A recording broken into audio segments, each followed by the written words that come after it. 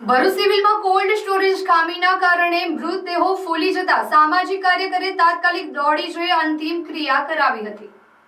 Bharuch civil હોસ્પિટલમાં નિર્દયતા અને બેદરકારીનો ચોંકાવનારો બનાવ સામે આવ્યો છે। હોસ્પિટલના પોસ્ટમોર્ટમ રૂમમાં આવેલ કોલ્ડ સ્ટોરેજ બંધ રહેતા ત્યાં રાખેલા 5 મૃતદેહોમાંથી તીવ્ર દુર્ગંધ ફેલાઈ ગઈ હતી અને લાંબા સમયથી કોલ્ડ સ્ટોરેજ ન ચાલતા મૃતદેહો સડીને ફૂલી જવાના બનાવ સામે આવ્યા છે।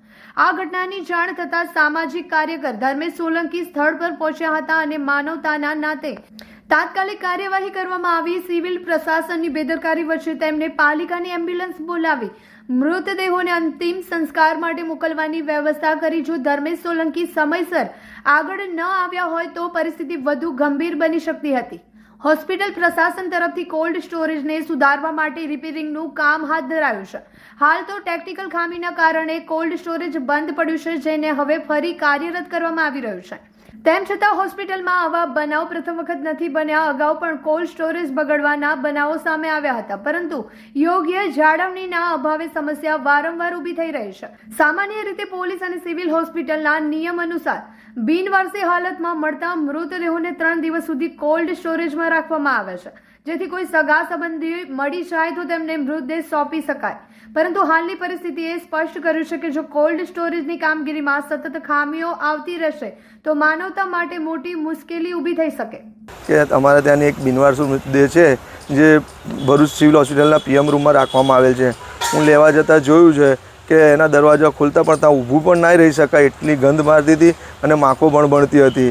જોયું તો કોલ્ડ સ્ટોરેજ જ બંધ હતું। કહેવામાં આવે છે કે છેલ્લા 2 દિવસથી કોલ્ડ સ્ટોરેજ બંધ છે, જેને લઈ 5 જેટલા મૃતદેહો છે તે 5ની હાલત ડિકમ્પોઝ થઈ ગઈ છે।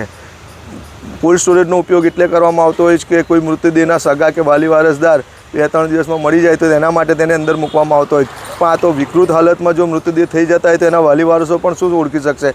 સામાન્ય માણસ પીએમ રૂમના દરવાજા સુધી નહીં જઈ શકતા, એટલી ગંધ મારી રહી છે।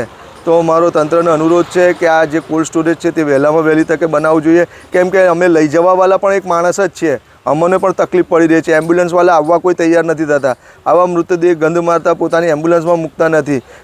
સિવિલ પાસે એમ્બ્યુલન્સ નથી, નગરપાલિકાની એમ્બ્યુલન્સો બહાર ગઈ હતી છતાં પણ એમ્બ્યુલન્સ આવી ગઈ છે। તો માટે આ તંત્રે આની પર ધ્યાન દોરવું જોઈએ ને આ કોલ્ડ સ્ટોરેજ વહેલામાં વહેલી તકે બનાવવામાં આવે તો મોતનો મલાજો જળવાઈ રહે।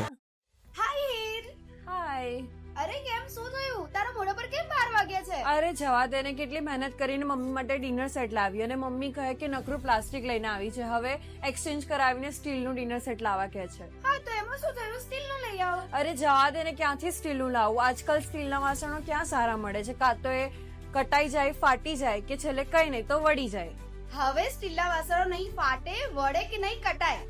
ભરૂચમાં સ્ટીલની કોઈ પણ વસ્તુ ખરીદવી હોય તો ભરૂચનું માત્ર એક જ સ્થળ, વર્ષોથી વિશ્વાસપાત્ર નર્મદા ઇન્ડસ્ટ્રીઝ। વાવ, આ તો બહુ હેવી અને સારી ક્વોલિટીનું સ્ટીલ લાગે છે, પણ આ બધી વસ્તુઓ પર ડિસ્કાઉન્ટ મળશે ખરું? અરે આ બધી વસ્તુ તને હોલસેલ ભાવમાં મળી જશે। ભરૂચના બધા હોટેલ્સ વાળા, કેટરિંગ વાળા બધા અહીંથી જ વાસણો ખરીદે છે। માત્ર ભરૂચમાં જ નહીં પણ વિદેશમાં પણ નર્મદા ઇન્ડસ્ટ્રીના ટ્રાય-પ્લાય વાસણોની ખૂબ જ માંગ છે, એટલે જ વિદેશમાં રહેતા લોકો વાસણો ખરીદવા માટે નર્મદા ઇન્ડસ્ટ્રીને જ પસંદ કરે છે। તો અમે તમારી શોપિંગ કરી લીધી છે। તમે ક્યારે આવી રહ્યા છો? Narmada industry, phase 1, JITC, near Narmada Nagar, Bharuch. For more information call on the given number.